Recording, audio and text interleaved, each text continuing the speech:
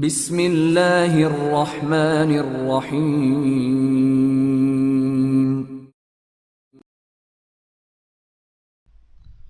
Dark world Imran series, مصنف Zaheer Ahmad. Imran Joseph کے کہنے کے مطابق سلیمان اور 7 ممبران کو لے کر بذریعہ طیارہ سوڈان، نمیبیا اور چاڈ سے ہوتا ہوا افریقہ کے شمالی ملک زگوریا پہنچا تھا۔ زگوریا گو کہ اتنا بڑا ملک نہیں تھا، لیکن یہاں ضرورت کا ہر سامان آسانی سے مل سکتا تھا۔ اس لیے عمران نے چند روز زگوریا کے ایک ہوٹل میں قیام کیا اور جوزف کے ساتھ ضرورت کا سامان اکٹھا کرنے کے لیے نکل کھڑا ہوا۔ زگوریا افریقہ کا ہی ایک چھوٹا سا ملک تھا، لیکن اس ملک میں موساؤ جیسے حکمران باغیوں کی بہتات تھی، اس لیے اس ملک میں لاقانونیت کی انتہا تھی۔ اس ملک میں بڑے سے بڑا کرمنل آ کر آسانی سے پناہ گزین ہو جاتا تھا، اور اس ملک میں منشیات اور اسلحے کا بے دریغ استعمال ہوتا تھا۔ یہی وہ ملک تھا جہاں افریقہ کے دوسرے ممالک میں خونریزی اور منشیات پیدا کرنے والے مختلف گروپس کام کرتے تھے، جو لوٹ مار، دنگا فساد اور نسلی فسادات کرانے میں پیش رہتے تھے۔ اس ملک میں چونکہ سیاحوں کی کوئی کمی نہیں تھی، اس لیے عمران اور اس کے ساتھیوں پر اس ملک میں کوئی قدغن نہیں لگایا گیا تھا۔ ان کے ساتھ جوزف تھا، جو ان جیسے لوگوں کو سمجھانا اور ان سے نمٹنا بخوبی جانتا تھا۔ عمران اور جوزف نے مل کر جنگلوں میں کام آنے والے سامان اور وافر مقدار میں اسلحہ حاصل کیا، اور پھر وہ سب 2 بڑی جیپوں میں شمالی جنگلوں کی طرف روانہ ہو گئے۔ ان جنگلوں کی طرف جانے والا یہ راستہ طویل ضرور تھا، لیکن جوزف کے کہنے کے مطابق ان راستوں سے گزر کر وہ بہت سے جنگلی خطرات سے بچ سکتے تھے۔ ویسے بھی یہ راستے سمندری راستوں سے زیادہ طویل نہیں تھے۔ سمندری سفر کی بجائے ان راستوں سے ہوتے ہوئے وہ جلد شمالی کوریا میں پہنچ سکتے تھے، اس لیے عمران نے بھی بائی روڈ سفر کو ہی ترجیح دی تھی۔ البتہ انہیں وہاں سے سفر کے لیے پرانی جیپیں ہی مل سکی تھیں۔ ایک جیپ میں عمران، جوزف، سلیمان، صفدر اور جولیا تھی، جبکہ دوسری جیپ میں چوہان، نعمانی، خاور اور صدیقی کے ساتھ تنویر موجود تھا۔ اگلی جیپ کی ڈرائیونگ سیٹ جوزف کے ہاتھوں میں تھی اور پچھلی جیپ تنویر ڈرائیو کر رہا تھا۔ دونوں جیپیں ایک طویل راستے اور کھلی سڑک پر نہایت تیز رفتاری سے دوڑی چلی جا رہی تھیں۔ سڑک کے دونوں اطراف کھیتوں کے طویل سلسلے پھیلے ہوئے تھے۔ یہ سڑک مضافات سے ہوتی ہوئی شمالی جنگلوں کی طرف جاتی تھی، اس لیے وہاں نہ ہونے کے برابر ٹریفک تھی۔ ہر طرف خاموشی اور ویرانی سی چھائی ہوئی تھی۔ سڑک پر دوڑتی ہوئی جیپوں کے انجنوں کی آواز کے سوا کوئی دوسری آواز سنائی نہیں دے رہی تھی۔ ان راستوں سے ہم شمالی جنگلوں میں کب تک پہنچ جائیں گے؟ صفدر نے جوزف سے مخاطب ہو کر پوچھا۔ جنگلوں کا سلسلہ یہاں سے 400 کلومیٹر دور ہے۔ اگر راستے میں جیپ نے دھوکہ نہ دیا تو ہم 4 گھنٹوں میں وہاں پہنچ سکتے ہیں، جوزف نے جواب دیتے ہوئے کہا۔ جیپ نے کیا دھوکہ دینا ہے، ٹھیک ٹھاک تو بھاگ رہی ہے، سلیمان نے منہ بنا کر کہا۔ پرانی جیپیں ہیں، ان کے انجن کبھی بھی خراب ہو سکتے ہیں، اور اگر ان کی بیٹریاں ڈاؤن ہو گئیں تو مشکل ہو جائے گی، جوزف نے کہا۔ تمہارے دماغ کی بیٹریاں تو ہر وقت ڈاؤن ہی رہتی ہیں، لیکن میں نے پھر بھی تمہیں کسی مشکل کا شکار ہوتے نہیں دیکھا، سلیمان نے اسی انداز میں کہا۔ تم اس قدر جلے کٹے لہجے میں کیوں بول رہے ہو؟ مجھے تو ایسا لگ رہا ہے جیسے تمہاری دم پر غلطی سے جوزف کا پاؤں آ گیا ہے، عمران نے مسکراتے ہوئے کہا۔ وہ جوزف کے ساتھ والی سیٹ پر بیٹھا ہوا تھا، جبکہ باقی تینوں پچھلی سیٹوں پر تھے۔ آپ تو بات ہی نہ کریں صاحب، ایک تو آپ زبردستی مجھے اس کالیے کے ساتھ یہاں پر لے آئے ہیں۔ میں ٹھہرا ایک معمولی خانسامہ جو ایک بار غلطی سے جاسوس خانسامہ بن گیا تھا۔ اس کے بعد تو آپ نے مجھے خواہ مخواہ اپنے معاملے میں گھسیٹنا شروع کر دیا ہے۔ میں پوچھتا ہوں کہ آخر مجھے ان گھنے اور خوفناک جنگلوں میں ساتھ لے کر جانے کی کیا ضرورت ہے؟ سلیمان نے غصیلے لہجے میں کہا۔ میں تمہیں یہاں جاسوسی کے طور پہ نہیں لایا، بلکہ خانسامہ کی حیثیت سے لایا ہوں، عمران نے کہا۔ وہی تو پوچھ رہا ہوں، کیوں؟ میرا درندوں، جانوروں اور درختوں سے کیا تعلق ہے؟ سلیمان نے منہ بنا کر کہا۔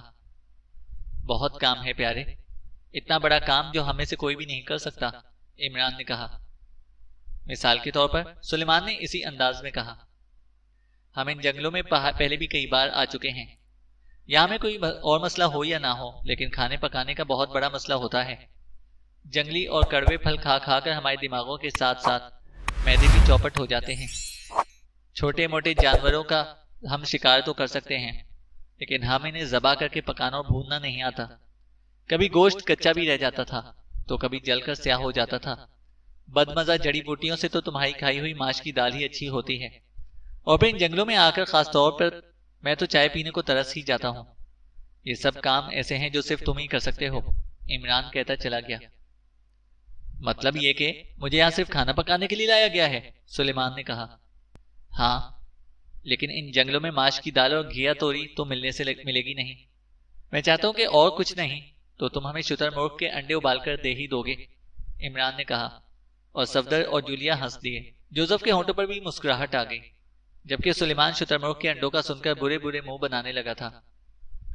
شتر مرغ کے انڈے ابالنا کون سا مشکل کام ہے؟ یہ کام تو آپ خود اور مس جولیا بھی کر سکتی ہیں، سلیمان نے کہا.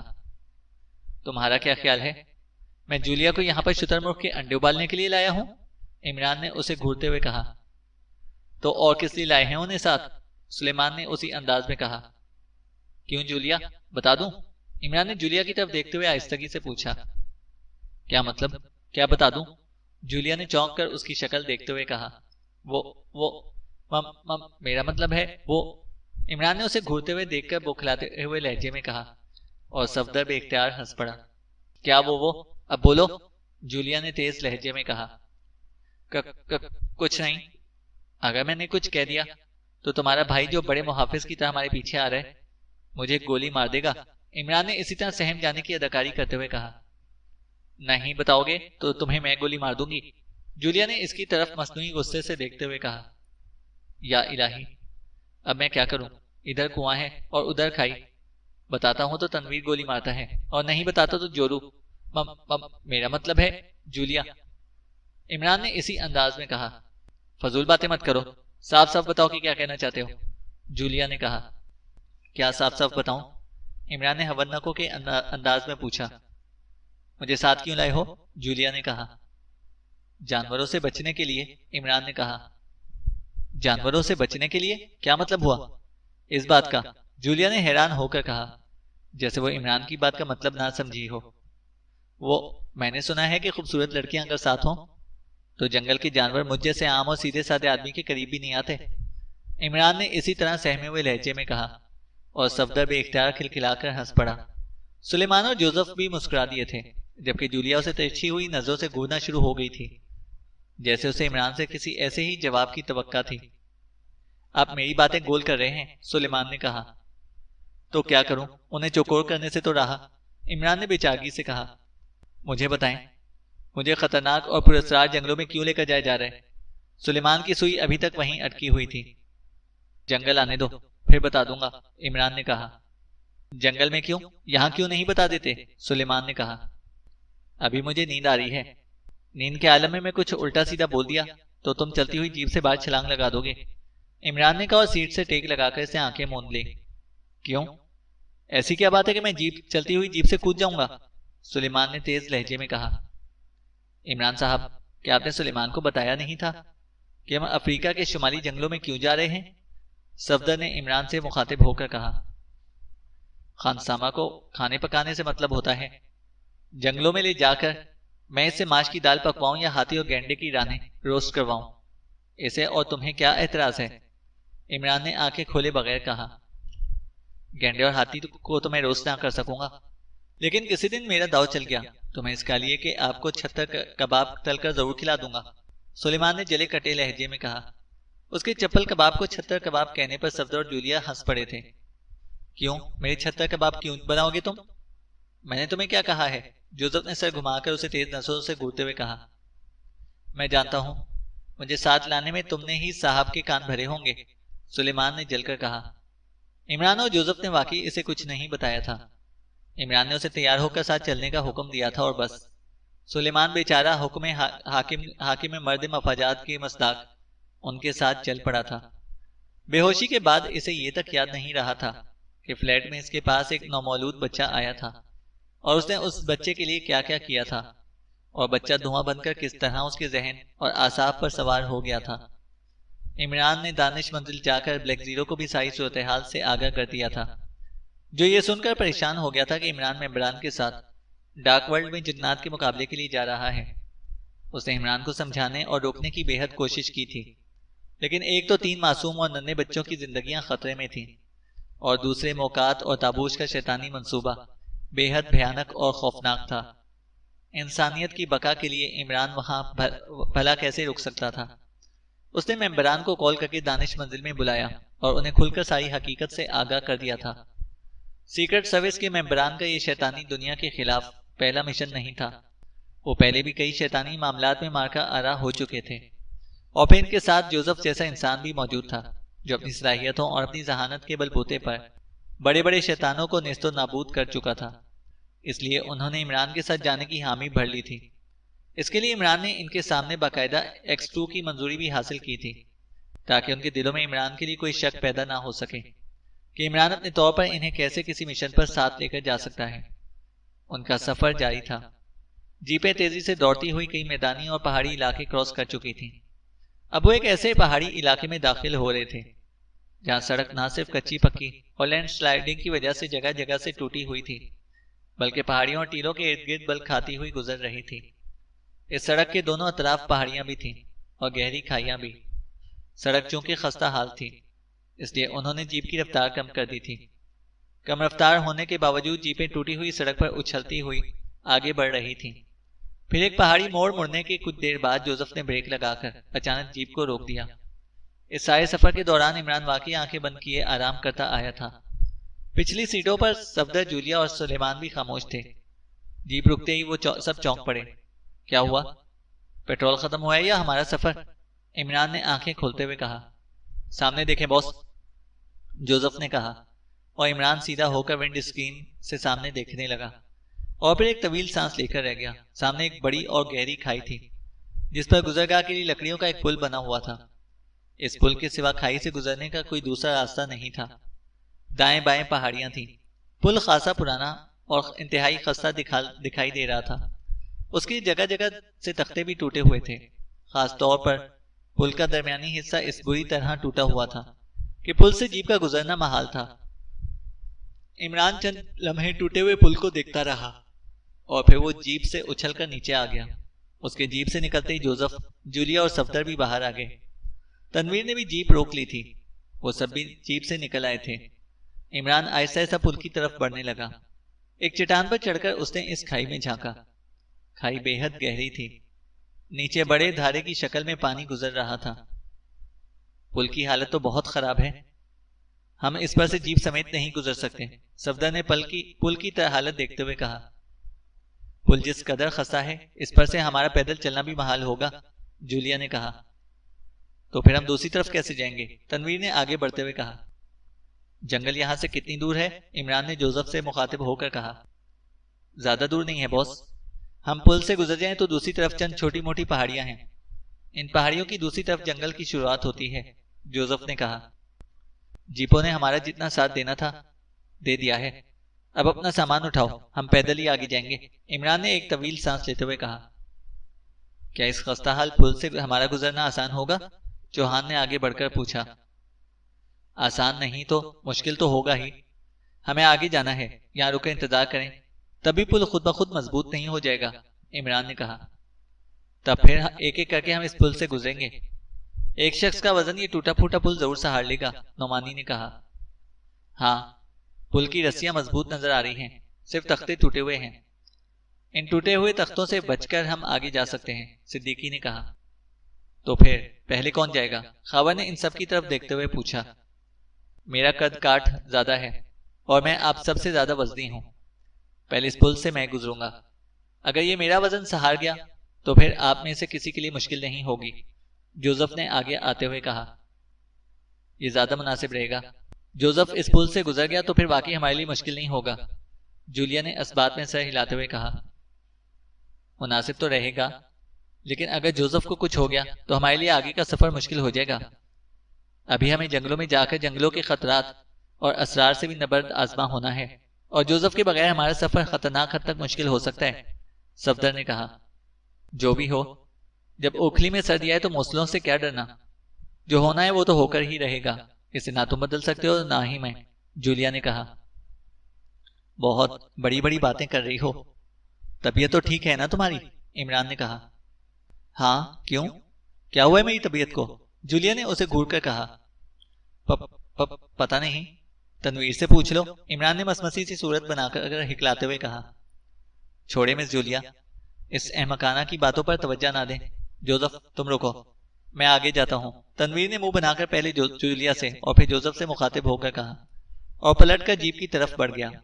جیپ کی اگبی سیٹ سے اس نے اپنا مخصوص بیگ اٹھایا اور اسے کاندھوں پر ڈال کر واپس آ گیا۔ میں جا رہا ہوں، میرے بعد جس نے آنا ہو آ جائے، تنویر نے کہا اور پل کی طرف بڑھ گیا۔ رکو تنویر، پہلے جوزف کو جانے دو، اچانک عمران نے سخت لہجے میں کہا، اور تنویر کے اٹھتے ہوئے قدم رک گئے۔ کیوں؟ میں پہلے جاؤں گا تو کیا ہو جائے گا؟ تنویر نے پلٹ کر اسے گھورتے ہوئے کہا۔ عمران ٹھیک کہہ رہے تنویر، جوزف کے جانے سے ہمیں پل کی مضبوطی کا صحیح اندازہ ہو جائے گا، جولیا نے کہا، اور تنویر منہ بناتا ہوا پیچھے ہٹ گیا۔ عمران نے جوزف کو اشارہ کیا تو جوزف نے اس بات میں سر ہلایا اور جیب سے اپنا بیگ نکال کر اسے کاندھوں پر ڈالتے ہوئے پل کی جانب بڑھنے لگا۔ اس نے آگے جا کر چٹانوں میں دھنسے ہوئے لکڑی کے پلڑوں کو ہلا جلا کر دیکھا جن پر پل کی رسیاں بندھی ہوئی تھیں۔ پلرز مضبوط تھے۔ جوزف نے سائیڈ کی رسی پکڑی اور پھر اس نے ایک تختے پر پاؤں رکھ دیا۔ پل لچکدار تھا۔ جوزف کے پاؤں رکھتے ہی پل ہلنے لگا۔ جوزف رسی پکڑے ہوئے احتیاط سے قدم رکھتا ہوا آگے بڑھا چلا جا رہا تھا۔ ان سب کی نظریں ان تختوں پر ہی جمی ہوئی تھیں جن پر جوزف کے پاؤں رکھتا ہوا احتیاط سے آگے بڑھ رہا تھا۔ 10-12 تختوں پر سے جوزف آسانی سے گزر گیا۔ اس نے جیسے ہی اگلے تختے پر پاؤں رکھا، تختہ کڑک کی آواز کے ساتھ ٹوٹ گیا۔ تختہ ٹوٹتے ہی جوزف کو ایک جھٹکا سا لگا اور وہ بمشکل گرتے گرتے سنبھلا۔ تختے کو اس طرح ٹوٹتے دیکھ کر ان سب کے سانس جیسے سینوں میں اٹک گئے تھے۔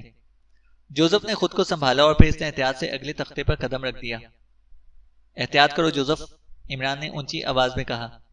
جوزف نے پلٹ کر عمران کی طرف دیکھا اور دھیرے سے مسکرا کر اگلے تختے پر آ گیا۔ اس طرح وہ مزید 2-3 تختوں سے گزر گیا۔ آگے تختے غائب تھے۔ پل کا خلا تقریباً 10 فٹ کا تھا۔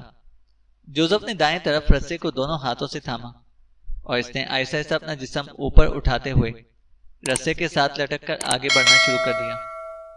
رسے کو پکڑنے اور اس سے لٹکنے کی وجہ سے پل پر دائیں طرف دباؤ بڑھ گیا تھا جس سے پل اسی طرف جھک گیا تھا۔ وہ سب خاموشی سے سانس روکے جوزف کو دیکھ رہے تھے۔ پل بری طرح سے ہل رہا تھا اور اسے جھٹکے لگ رہے تھے۔ یہ دیکھ کر عمران تیزی سے آگے بڑھا اور پل کی تختوں پر بائیں جانب آ گیا۔ اس طرف آ جاؤ سب، ہمیں پل کا بیلنس بنانا ہے۔ ہری اپ، عمران نے کہا، اور وہ سب تیزی سے پل پر آ گئے۔ اس طرف چونکہ تختے مضبوط تھے اس لیے وہ بے فکر تھے۔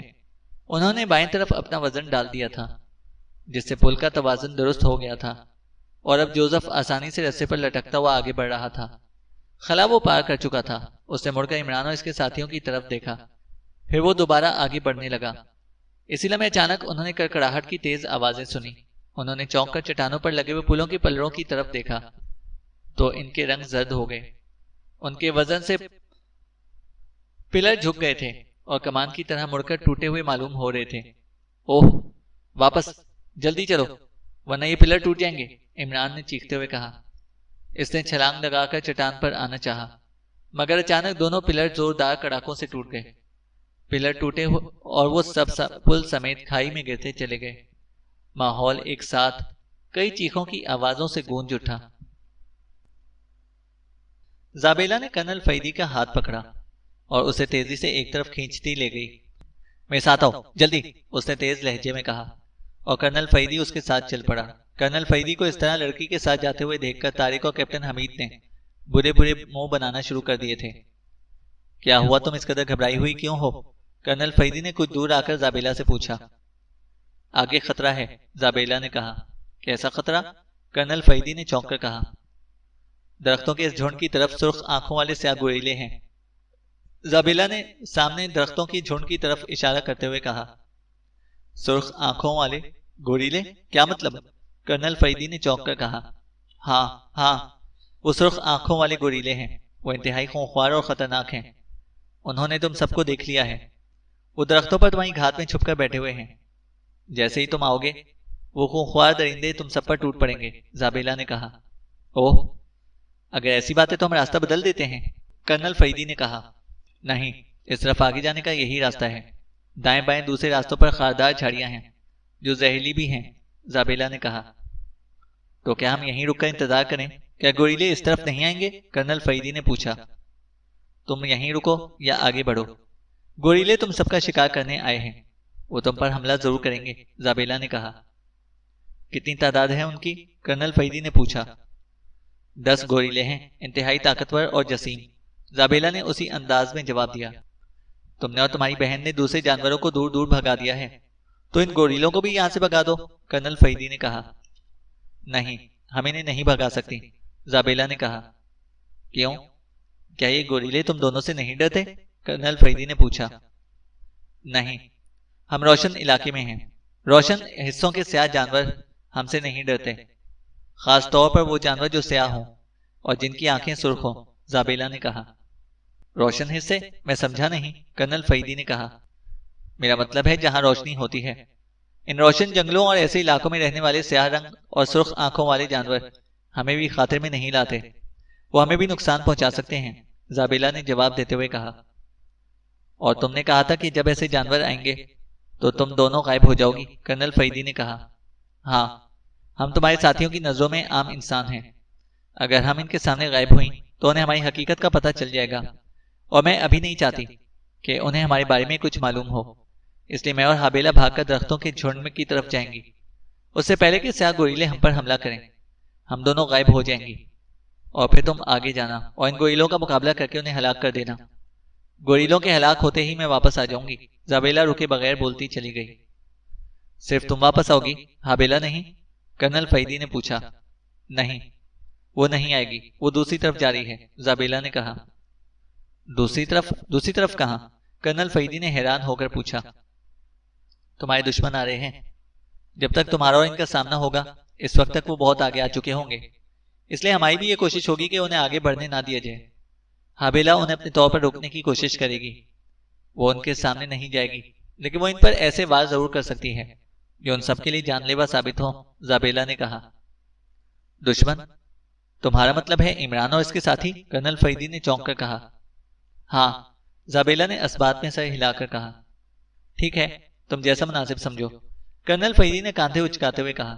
اب تم اپنے ساتھیوں کے ساتھ جاؤ اور انہیں گوریلوں کے بارے میں بتا دو تاکہ یہ ان کا مقابلہ کرنے کے لیے تیار ہو سکیں، زابیلا نے کہا، اور کرنل فیدی نے اسبات میں سر ہلایا اور اپنے ساتھیوں کی طرف بڑھ گیا، جبکہ زابیلا واپس حابیلہ کی طرف چلی گئی تھی۔ کیا کہہ رہی تھی یہ مادام نمبر 1؟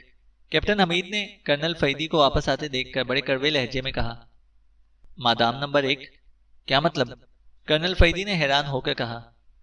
دونوں ہم شکلیں ہیں، اس لیے ایک مادام نمبر 1 ہے اور دوسری مادام نمبر 2، کیپٹن حمید نے کہا، اور اس کی بات سن کر ان سب کے ہونٹوں پر مسکراہٹ آ گئی۔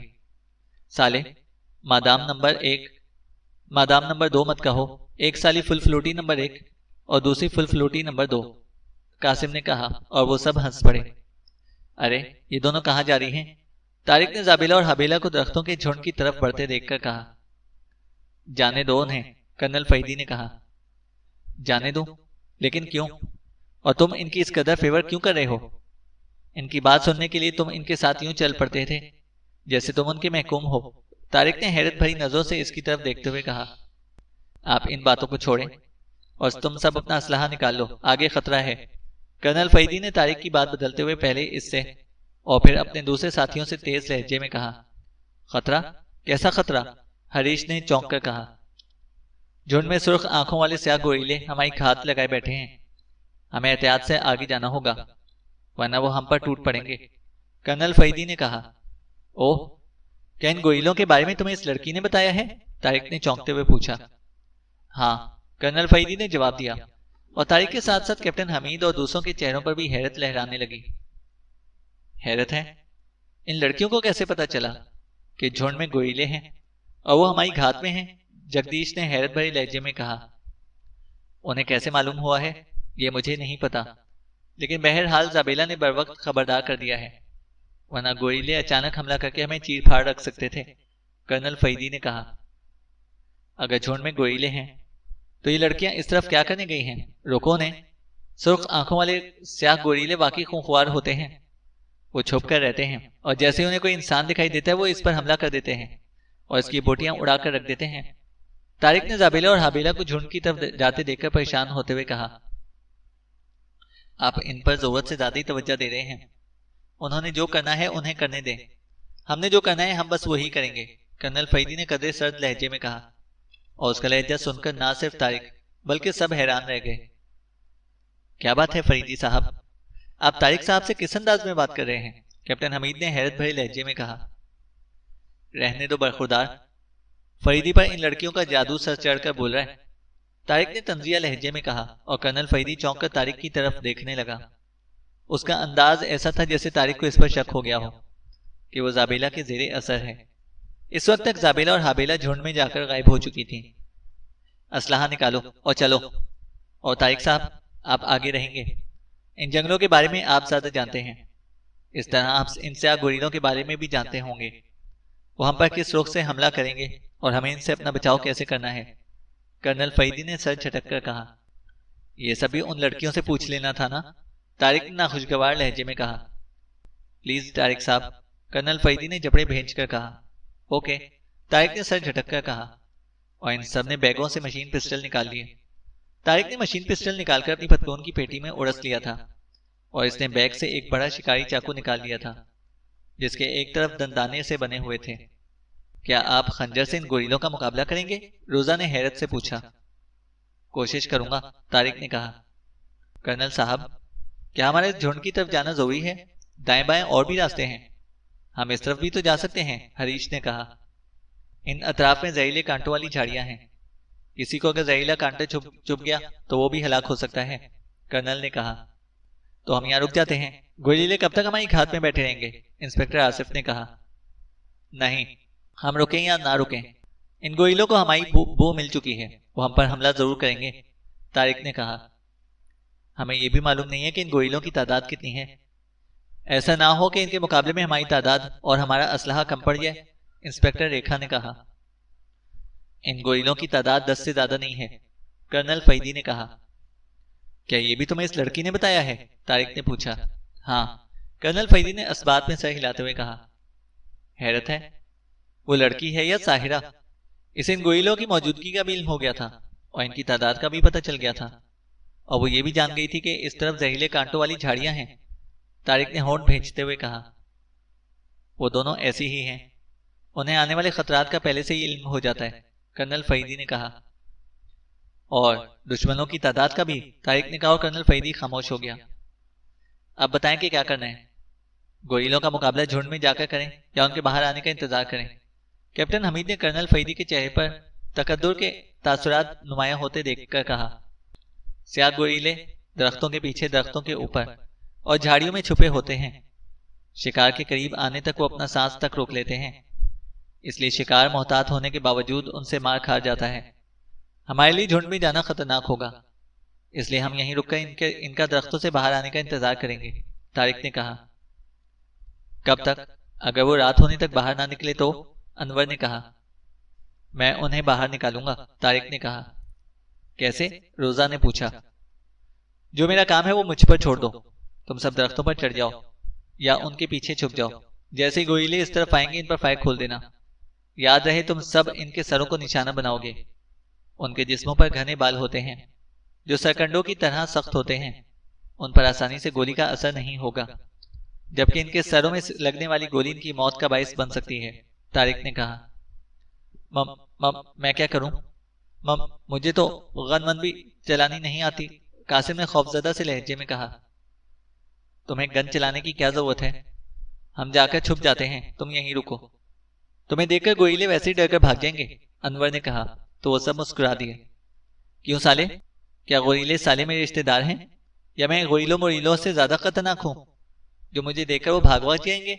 قاسم نے اس پر پلٹتے ہوئے کہا۔ باتیں مت کرو اور جا کر چھپ جاؤ، میں گوریلوں کو جھنڈ سے باہر لانے والا ہوں، طارق نے تیز لہجے میں کہا، اور وہ سب سر ہلا کر تیزی سے دائیں بائیں درختوں کی طرف بڑھ گئے۔ قاسم بھی تھل تھل کرتا ہوا ایک درخت کے پیچھے چلا گیا، البتہ کرنل فریدی طارق کے پاس ہی رک گیا تھا۔ تم یہاں کیوں رک گئے ہو؟ جاؤ تم بھی، طارق نے کہا۔ پہلے مجھے بتائیں آپ گوریلوں کو جھنڈ سے باہر لانے کے لیے کیا کرنے والے ہیں؟ کرنل فریدی نے پوچھا۔ انسانی شکار کرنے کے لیے انہیں دیر تک گھات لگا کر رکنے کی عادت ہوتی ہے، لیکن انسانی خون کی بو پا کر وہ بےتاب ہو جاتے ہیں، اور خون کی بو پا کر وہ خون کی طرف یوں کھنچتے چلے آتے ہیں جیسے لوہا مقناطیس کی طرف، طارق نے جواب دیا۔ تو کیا آپ انہیں جھنڈ سے باہر لانے کے لیے خون گرائیں گے؟ کرنل فریدی نے کہا۔ ہاں، یہ ضروری ہے، ورنہ وہ رات ہونے تک چھپے رہیں گے اور پھر اندھیرے میں ہم پر حملہ کریں گے، طارق نے کہا، اور کرنل فریدی نے سمجھ جانے والے انداز میں سر ہلا کر کہا۔ اب تم جاؤ، طارق نے کہا۔ اس نے تیزی سے اپنی بائیں ہتھیلی پر خنجر چلایا۔ اس کی ہتھیلی پر خون ابھرا تو اس نے فوراً ہاتھ الٹا دیا۔ اس کے ہاتھ سے خون نکل کر زمین پر گرنے لگا۔ طارق ہاتھ پر لمبا کٹ لگایا تھا جو زیادہ گہرا نہیں تھا، مگر پھر بھی خون تیزی سے نکل رہا تھا، جس سے زمین پر خون پھیلتا چلا جا رہا تھا۔ طارق نے فوراً خنجر پیٹی میں اڑسا اور جیب میں ہاتھ ڈال کر اس نے رومال نکال لیا۔ اس نے رومال زخمی ہاتھ پر لپیٹا اور تیزی سے پیچھے ہٹتا چلا گیا۔ چلو آؤ اور چھپ جاؤ، طارق نے کرنل فریدی سے کہا، اور پلٹ کر بھاگتا ہوا ایک درخت کے پیچھے چلا گیا۔ کرنل فریدی بھی تیزی سے ایک بڑے درخت کے پیچھے آ گیا۔ وہ سب درختوں کے پیچھے چھپے ہوئے تھے اور درختوں کے پیچھے سے سر نکال کر درختوں کے جھنڈ کی طرف دیکھ رہے تھے۔ طارق اور کرنل فریدی نے مشین پسٹل کی بجائے ریوالور نکال لیے تھے۔ ابھی چند لمحے ہی گزرے ہوں گے کہ اچانک انہیں جھنڈ کی طرف ہلچل ہوتی دکھائی دی۔ ساتھ ہی انہیں تیز غراہٹوں کی آوازیں بھی سنائی دینے لگیں۔ وہ آ رہے ہیں، طارق نے قدرے اونچی آواز میں کہا۔ ہم تیار ہیں، کیپٹن حمید نے کہا۔ جب تک وہ سب خون کے قریب نہ آ جائیں، اس وقت تک کوئی فائر نہیں کرے گا اور کسی کا نشانہ چوکنا نہیں چاہیے۔ اگر ان گوئلوں میں سے کوئی زخمی ہو کر بھاگ گیا تو ہمارے لیے بعد میں اور زیادہ خطرناک ہو جائے گا۔ اس لیے میں پھر یاد دلا رہا ہوں کہ ان سب کے سروں کو ہی نشانہ بنانا ہے، طارق نے تیز لہجے میں کہا۔ اسی لمحے انہوں نے سیاہ رنگ کے بڑے بڑے اور جسیم گوئلوں کو اچھل اچھل کر جھنڈ سے باہر آتے ہوئے دیکھا۔ سیاہ رنگ کے گوئلے بے حد جسیم اور طاقتور تھے۔ وہ جھنڈ کے پیچھے سے نہایت تیزی سے نکلے تھے اور پھر چھلانگے مارتے ہوئے اس طرف آ گئے تھے جہاں طارق نے اپنا خون گرایا تھا۔ گوئلوں کے سر بڑے بڑے تھے اور ان کے جسم واقعی گھنے اور لمبے سیاہ بالوں سے ڈھکے ہوئے تھے۔ خون کے قریب آ کر وہ رکے اور پھر ان میں سے ایک گوئلے نے نیچے جھک کر دیکھا اور خون کی بو سونگھنے لگا۔ دوسرے لمحے وہ سیدھا ہوا اور اسے ادھر ادھر دیکھتے ہوئے غرانا شروع کر دیا۔ 10 کے 10 گوئلے وہاں پر تھے۔ کرنل فریدی اور اس کے ساتھی گنے لے کر تیار کھڑے تھے۔ انہیں صرف طارق کے حکم کا انتظار تھا۔ وہ جیسے ہی انہیں فائرنگ کا حکم دیتا، وہ سب ان گوئلوں پر فائرنگ کرنا شروع کر دیتے۔ انور نے ان گوئلوں کو دیکھتے ہی ان کی دھڑا دھڑ تصویریں بنانا شروع کر دی جو ایک درخت پر چڑھا ہوا تھا۔ گوئلوں کے دانت بھی بے حد بڑے اور نوکیلے تھے۔ وہ سب نہایت غضبناک نظروں سے ادھر ادھر دیکھ رہے تھے، جیسے درختوں کے پیچھے چھپے ہوئے انسانوں کو تلاش کر رہے ہوں۔ پھر خون سونگھنے والے گوئلے کی نظریں ایک درخت پر جم گئیں۔ اس درخت کے پیچھے طارق چھپا ہوا تھا۔ طارق کا ہاتھ چونکہ زخمی تھا، اس لیے اس گوئلے نے شاید اس کے خون کی بو پا لی تھی۔ دوسرے ہی لمحے گوئلہ نہایت غضبناک انداز میں دھاڑنے لگا۔ ساتھ ہی اس نے دونوں ہاتھوں کے مکے بنا کر اپنے سینے پر دھم دھم مارنا شروع کر دیے۔ اسے ایسا کرتے دیکھ کر باقی گوئلے بھی چیختے چلاتے ہوئے سینہ کوبی کرنے لگے اور ماحول ان کے سینہ پیٹنے کی آوازوں سے یوں گونجنے لگا جیسے وہاں ایک ساتھ کئی ڈھول پیٹے جا رہے ہوں۔ اور پھر خون سونگھنے والے گوئلے نے زمین پر دھم دھم قدم مارتے ہوئے اس درخت کی طرف بڑھنا شروع کر دیا جہاں طارق چھپا ہوا تھا۔ فائر! اچانک طارق کی تیز آواز سے ماحول یکلخت گونج اٹھا۔ اسی لمحے مشین پسٹل سے دھماکے ہوئے اور ماحول تڑتڑاہٹ کی تیز آوازوں کے ساتھ گوئلوں کی بھیانک چیخوں سے گونج اٹھا۔ 4 گوئلوں کے سروں پر گولیاں لگیں اور وہ اچھل اچھل کر گرتے چلے گئے۔ فائرنگ کی آواز اور اپنے 4 ساتھیوں کو گرتے دیکھ کر گوئلوں میں ہڑبنگ سی مچ گئی تھی۔ انہوں نے ادھر ادھر چھلانگیں لگائیں، مگر مزید گولیاں چلیں اور 2 گوئلے اور گر گئے۔ تیز فائرنگ میں باقی گوئلوں نے اس تیزی سے ادھر ادھر چھلانگیں مارنا شروع کر دی کہ انہیں ان گوئلوں کے سروں کے نشان لینے میں مشکل ہونے لگی تھی۔ ان میں سے ایک گوئلہ اچھل کر ایک درخت پر چڑھ گیا۔ اس درخت پر ہریش تھا۔ ہریش نے گوئلے کو اوپر آتے دیکھا تو اس کا مشین پسٹل گرجا اور گوئلے کے سر کے پر خچے اڑتے چلے گئے اور گوریلا درخت کی شاخیں اور پتے توڑتا ہوا دھماکے سے نیچے جا گرا۔ 7 گوریلے ہلاک ہو چکے تھے۔ 3 گوریلے پاگلوں کی طرح چیختے ہوئے ادھر ادھر بھاگ رہے تھے اور پھر ان میں سے 2 گوریلے اور ہٹ ہو گئے۔ ان میں سے ایک گوریلے کے سر میں کرنل فریدی نے گولی ماری تھی اور دوسرا گوریلا طارق کا نشانہ بنا تھا۔ آخری گوریلا چھلاوے کی طرح چھلانگیں مارتا ہوا خود کو گولیوں سے بچا رہا تھا۔ جگدیش اور اس کے ساتھی مسلسل اس پر فائرنگ کر رہے تھے۔ کیپٹن حمید بھی اس کے سر کا نشانہ لینے کی کوشش کر رہا تھا، لیکن گوریلا کسی ایک جگہ نہیں رک رہا تھا۔ گھنے بار ہونے کے باوجود وہ گولیاں سے خاصا زخمی ہو گیا تھا۔ اس کے پیروں، سینے اور کمر سے خون رس رہا تھا، لیکن اس کی اچھل کود میں کوئی کمی نہیں آئی تھی۔ پھر اچانک اس گوریلے نے مڑ کر تیزی سے اس طرف بھاگنا شروع کر دیا جس طرف سے وہ آیا تھا۔